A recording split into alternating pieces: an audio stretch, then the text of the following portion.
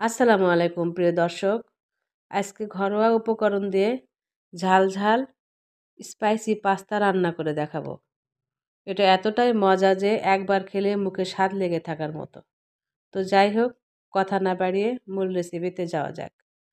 বলকোটা পানিতে লবণ দিয়ে পাস্তাগুলো দিয়ে সিদ্ধ করে নেব 7 থেকে 8 মিনিটের মতো।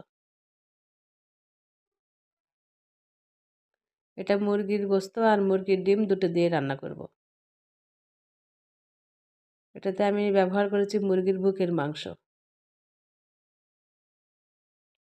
রসুন পেঁয়াজ কুচি, পেঁয়াজ বাটা, শুকনো মরিচের গুঁড়া, আদা রসুন জিরা বাটা, পরিমাণ মতো লবণ দিয়ে মুরগির বুকের মাংস কেটে ধুয়ে পরিষ্কার করে নিচ্ছি, সেটা দিয়ে দেব। দিয়ে এটা কষা কষা করে রান্না করে নেব।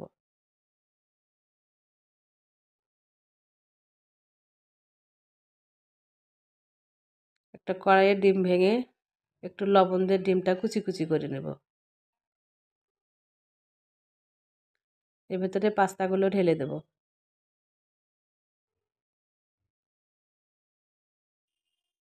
তারপর দেব কষানো গোস্তগুলা দিয়ে মিক্স করে নিয়ে শেষ পর্যায়ে দিয়ে দেব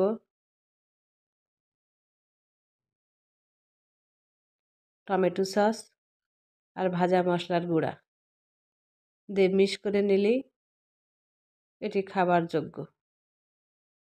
ভিডিওটা কেমন লাগলো? ভালো লাগলে পেজটিতে ফলো দিয়ে রাখিন।